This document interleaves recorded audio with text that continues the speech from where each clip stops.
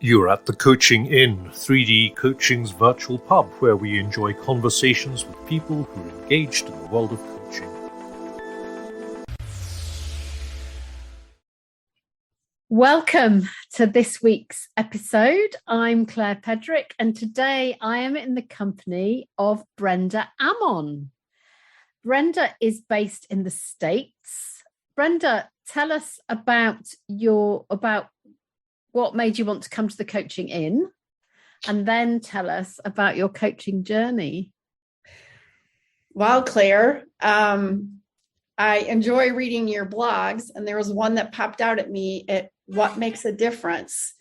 And when I think about coming to the Coaching Inn, I think of how I engaged the opportunity to get mentor coaching in a group with Peronel from your 3D coaching. And it was an amazing experience. And I actually was willing to hop in at 4 a.m. calls from the States to be a part of it. And it was life-changing.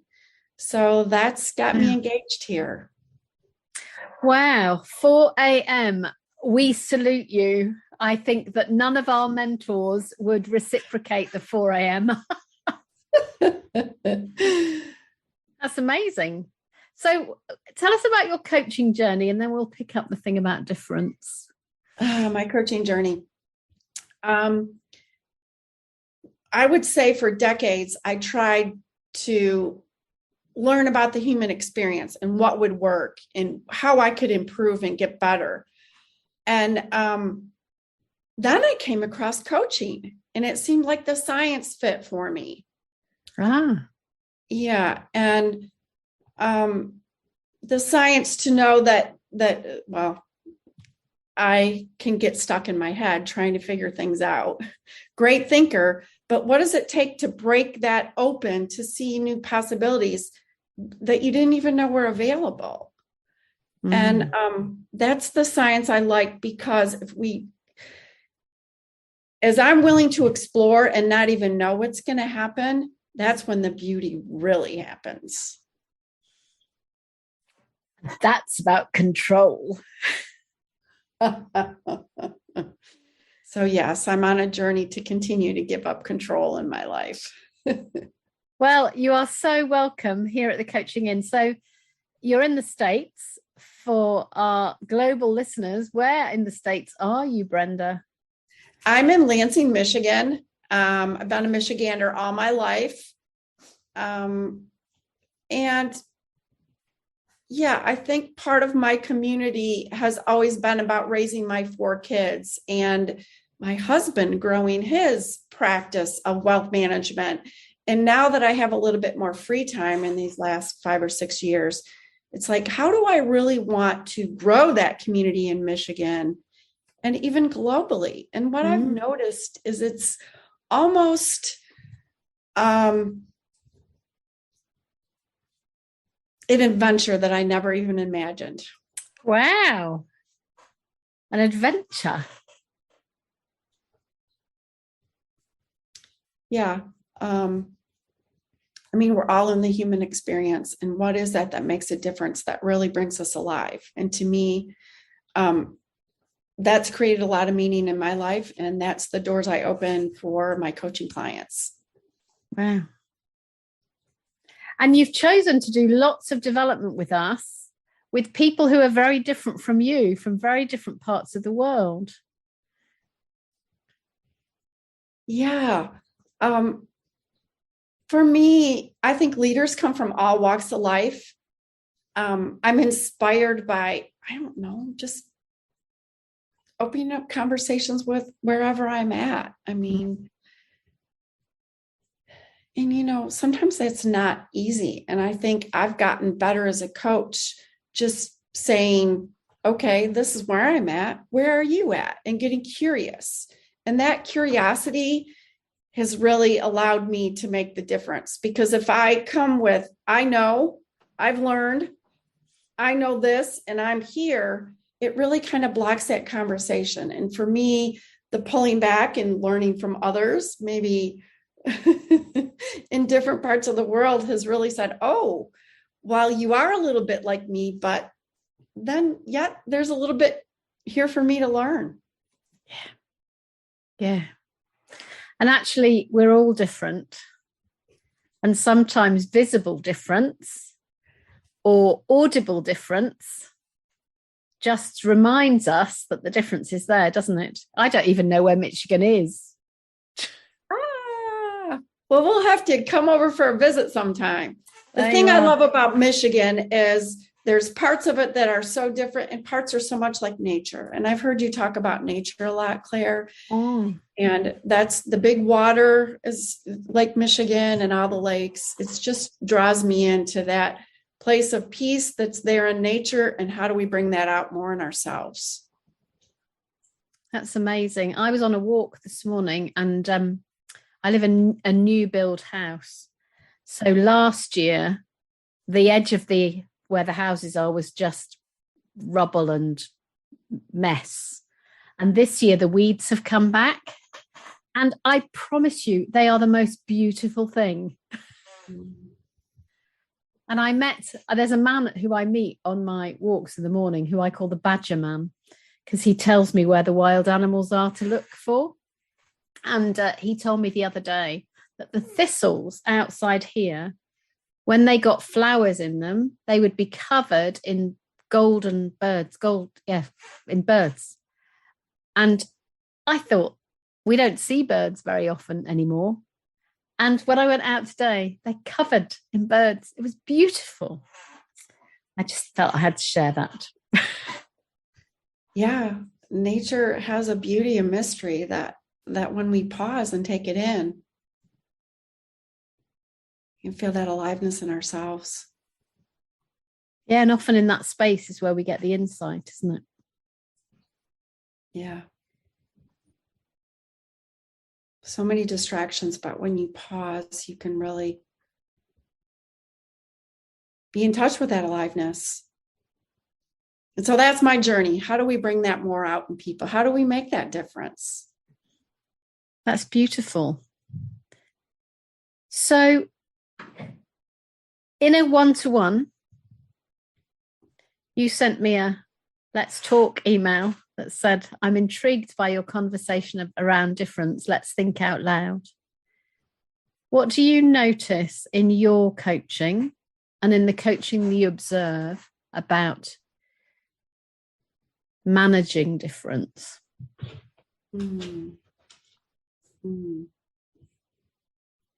Yeah, for me, managing difference, the more quiet I can get, the more the difference disappears.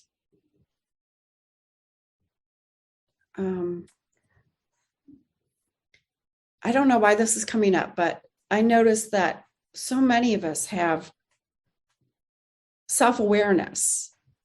And before, I wasn't so sure about that because I heard a story once that said, if you ask somebody if they're a good driver, 90% of them will say that they are. And if you ask somebody if they have self-awareness, 90% of the people will say that they do. And,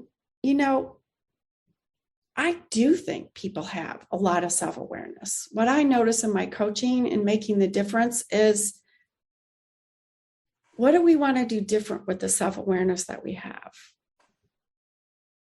And being delicate about what stands in the way and how we can begin to see things different is, like, for me, is life-changing. Yeah. And you might not even know what that is either. I was very struck by what you just said a few minutes ago, Brenda. You said, when we're quiet, the difference almost disappears. Mm-hmm.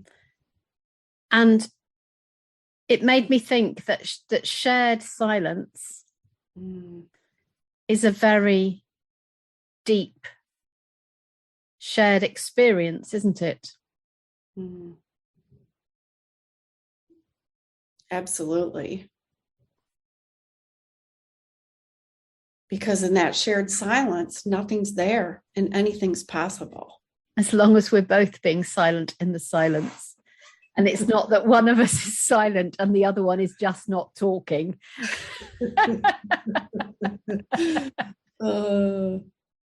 Reminds me of comic strips, and you've got that thought bubble and all those thoughts going on. Yeah. Yeah. Yeah. But truly shared deep silence is very connecting.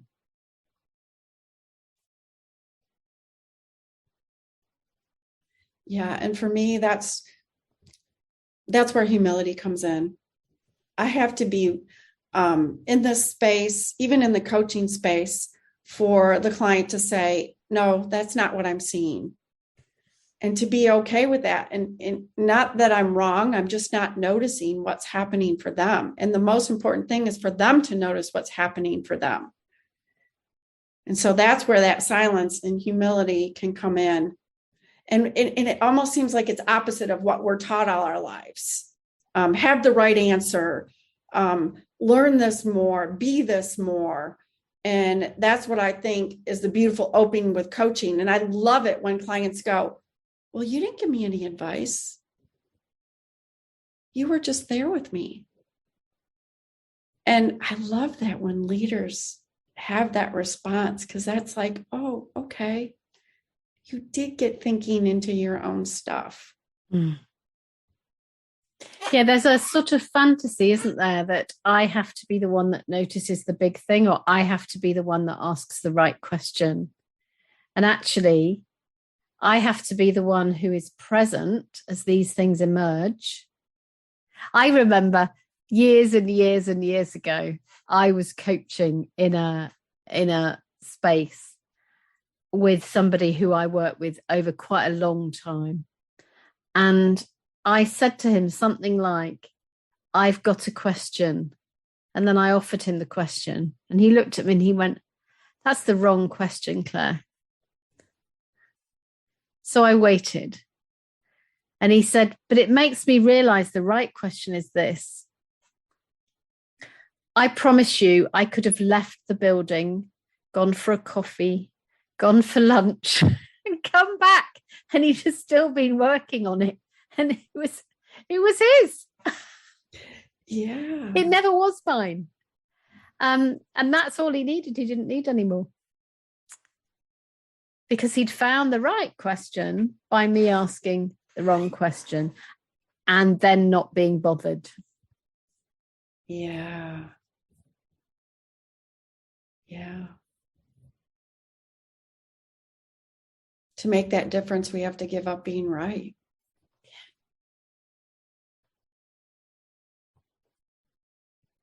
Yeah, that's a great question for all of us to ask ourselves, isn't it? How willing am I to give up being right? Mm. Mm. I did this one practice with my daughter once because I remember the first time I heard that, just try giving up being right. And I never realized how much it consumed so much of my conversations, right, in my daily actions. So I did this little experiment with my daughter. I'll never forget this. I was leaning against the bar stool and listening to her, and I was going to jump in to add value. And then I held myself back, and then she would say something more, and I wanted to jump in again, and I held myself back. And then by the third time, I'm like, you know what? I'm just going to be here. And I got the most beautiful experience of who my daughter really was. And, that's what I think coaching offers too.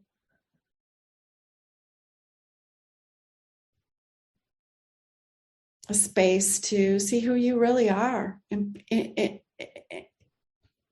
what comes up for me, Claire, is like, oh my gosh, what could be there that I don't want to see?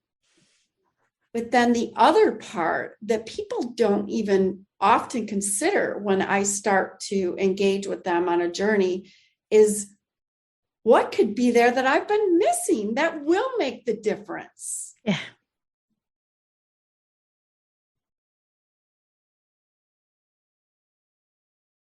So there's fear, and then there's expectation, excitement, possibility. Yeah. And how is that? Sometimes when you share those, I feel like they might be stacked and we have to break through each layer. But what if it's more like a circular kind of a thing, and we touch on them until something really hits and provides an opening for an insight. And sometimes the smallest thing has the biggest impact. Mm. Yeah. And it's not a question of taking it down brick by brick. Sometimes one thing reveals all sorts, doesn't it? Yeah, and sometimes in your mind, you can be convinced of what you're going to have to do to make that difference in your life or as a coach. And you're convinced. And then when you're allow yourself that opening, like you say, it is that little small thing. And it wasn't anything you were expecting. Yeah. So the brick wasn't really layers upon layers upon layers.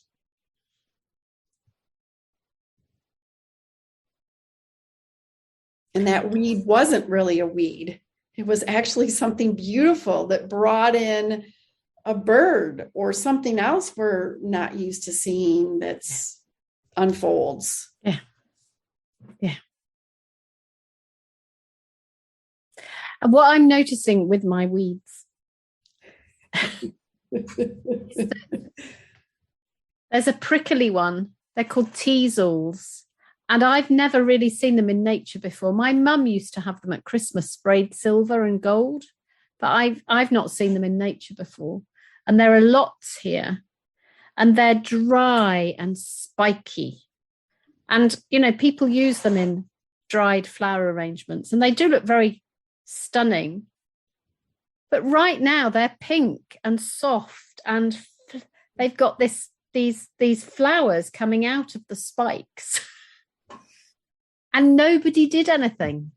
It just emerged all on its own. Mm-hmm. Mm-hmm.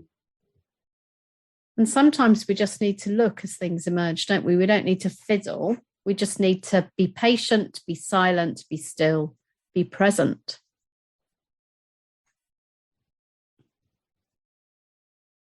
Yeah. And a lot of times, as soon as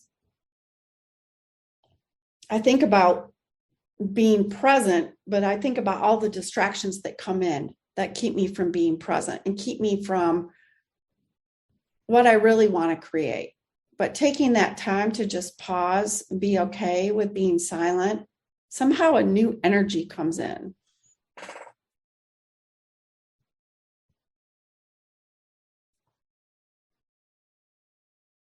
New, different. I don't know if we ever give voice to that energy, or maybe I'm talking about myself, but that energy is different. The energy of possibility, that energy of this is the voice that usually happens. The weeds are there. Instead, the shift is the voice of look at the weeds, and now there's flowers blooming on them. That just shift in perception of what's really possible. That to me, that is energy. Mm. Mm.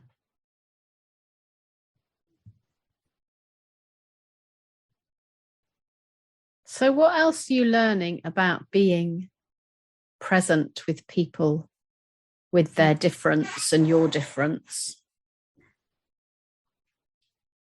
To be delicate again, but as you ask me that, I think about a book and a gentleman that made a lot of difference to me years ago, and it's The Art of Possibility. Love that book. Yes. And he just kind of says, and I love the TED Talk, and I forget his name. What is his name? Benjamin Zander. There we go. Thank you. And Roz, his wife, Roz. Yeah. He does a TED Talk, and he's on two separate sides of the stage. And it's like in one, we have the downward spiral of what can't work and what stands in the way, and all our energy that we give to what's not working. And then he runs over to the other side of the stage, and it's about, and what if, And what if? And I don't know why. A very cute story in all of that is there was this gentleman that came from a different country, and he said, Mr. Zander, but my country says I'm number 166 out of 167. But you're telling me that I could be something different. He goes, as I'm sitting here listening, maybe I'm not 166 out of 167. Maybe I am something different. And just that like spark, that energy of, wow, who am I really? Yeah, The Art of Possibility is one of my all-time favorite books. And in fact, we've talked about it before at the Coaching In. I think we talked about it with Robbie Swale. I'll put the link in the show notes, listeners, so that you can have a look if you want to. I think it's out of print now. Yeah, I could share my tattered copy. Yeah. It's amazing, though, to live in that space of to be open to whatever, even if it's being a part of a mentor coaching group that meets at 4 a.m. Why not? To be open to seeing a week different, to be open to being still and present and what might come up. And that also speaks, doesn't it, Brenda, of possibility, but also flexibility and willingness or capacity to be able to move ideas, assumptions, thoughts, beliefs. It reminds me, Claire, of what you shared about how we walk on the path. I don't know if you remember sharing that with me, but if you're, and I'll make this my own, if you're walking up a mountain on a skinny path, and how close do we get to the edge, or how close do we reach in to hold on to what's there, and how can we be experimenting as we walk along to maybe discover something new? Yeah. Tell you, I've got so many blog posts coming up about walking. You'll be fed up with walking by the end of the year. Walking is for me like meditation. It changes everything. They've harvested, they've cut the grass in the meadow just here, and they bale it to feed horses. They make it into hay for horses.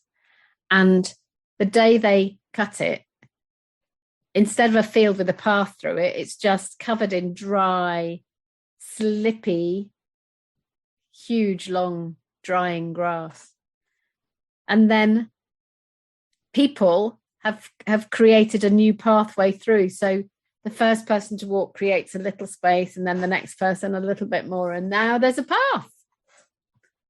Probably in a day or 2 days, there's a path again. So sometimes we have to sit. That goes back to what you said about silence, doesn't it?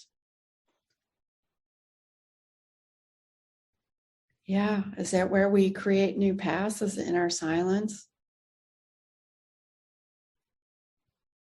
And in that silence is that new energy that we find. Like, I was laying on the couch yesterday and didn't want to, as I have more time for my life, I'm getting back into exercise, even more so than I used to. And sometimes that takes a little bit of pause to say, okay, do I have the energy? But it really is about deciding who, I don't know why I keep coming back to this. Who do we want to be? Deciding in those moments of silence, who do we want to be, and allowing us the space of those moments. And I sometimes or I can speak for myself, I follow tradition, followed what I've learned. But what I'm trying to do now is really making that my own in that silence, and allowing the space for others when I coach them. Make that your own. Don't bring in that voice that you've always heard. Try a new one, try a new path. What does that look like? And that comes back to difference too, doesn't it? Because it's saying you don't need to take it and be the same as someone else. You can take it and make it your own, and that will be different. And that's great. Yeah. Yeah, it reminds me of Austin Klein and Steal Like an Artist and Show Your Work. I mean, you asked me about my coaching journey and in the beginning, and I just value so many people that have invested their life in how to bringing this work really to life. And as I continue to delve into it deeper and deeper, I realize that coaching really is that science that is built not to push a product, but it's built for the person in front of you. And that's what I really like. And that to me is making the difference, because it's a self-rewarding space for the client. And every single person can make it their own, and it will look different, won't it, for every single person? Yes.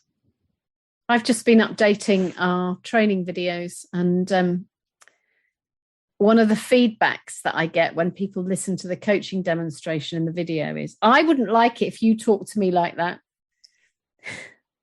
And I say, well, I wouldn't. Because he's him and you're you. And if we're going to create it together, then it's not gonna be the same, because and it will be different, and it will work for you, because we'll find out together how to make that work. I've put a little warning now in the video. There's a little box come up and it says, this is what works for him. What works for you might be different from what works for him. We'll see what that does about the feedback. Yeah. And being flexible. You mentioned that. Yeah. I think go on. Well, it really brings me back to valuing people's self-awareness. And yet in that self-awareness as coaches, how can we really hold that space for something different to emerge that they choose to want to implement?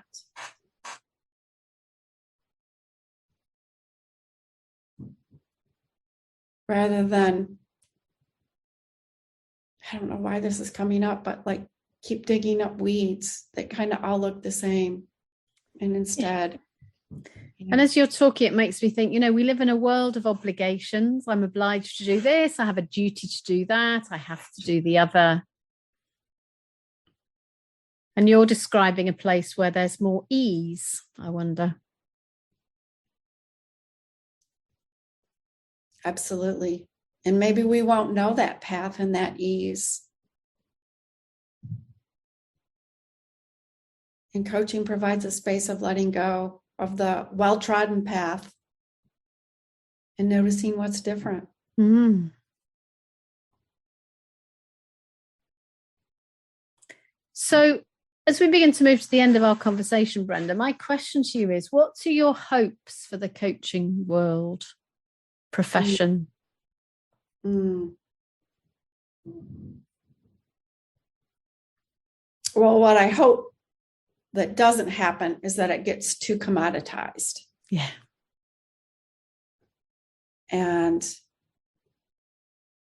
my continued dream and efforts is, how do we have that art of possibility in opening up even more possibility?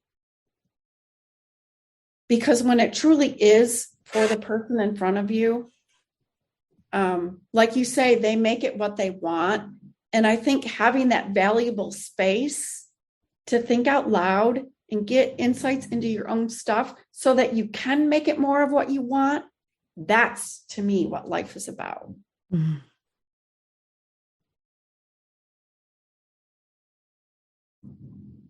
And so many times we might think, I don't have what it takes, or it might not work, or I can't make the difference.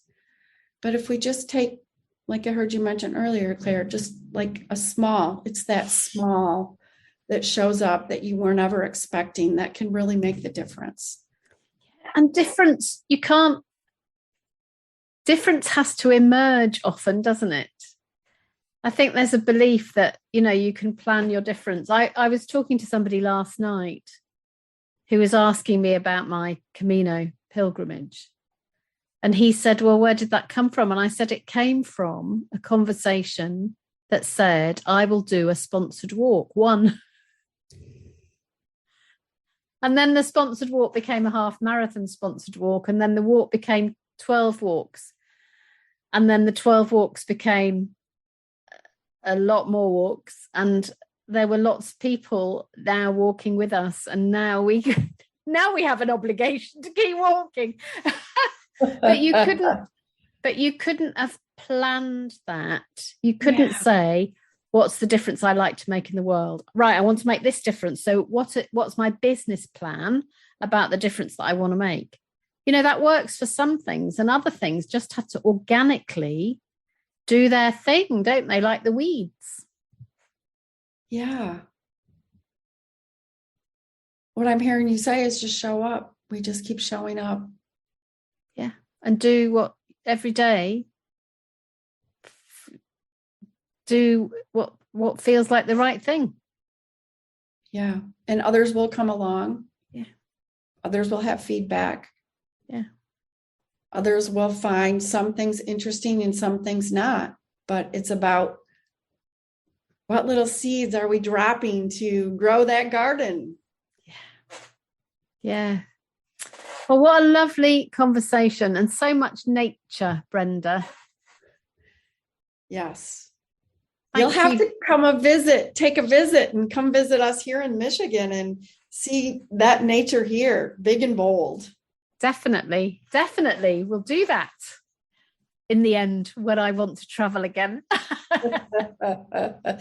Well, I can't wait to hear about your walk too. And I love the idea, Claire, that you didn't know what it would turn into, but you just started and people began to gather and it formed and changed, and you're making the difference along the way. And I've worn out 3 pairs of really, really great walking shoes. I'm about to start pair number 4. Oh, that sounds great. Thanks so much for inviting me to the inn today. Well, thank you for coming. And if people want to pick up the conversation, how do they contact you, Brenda? Oh, you can find me on LinkedIn. Brilliant. Yeah. Thank you. So I'll put that in the show notes. So thank you, Brenda Ammon. Thank you, Claire. I'm Claire Pedrick, and what a wonderful conversation this has been. And listeners, we hope you've enjoyed it too. Bye-bye. If you've enjoyed what you've heard today, we'd love you to share the podcast with a friend or leave a comment on social media. And if you'd like to become a regular at the Coaching Inn, you can subscribe on Podbean and all major podcast channels. We look forward to welcoming you next time. You've been listening to The Coaching Inn, 3D Coaching's virtual pub. For more information, check out 3dcoaching.com.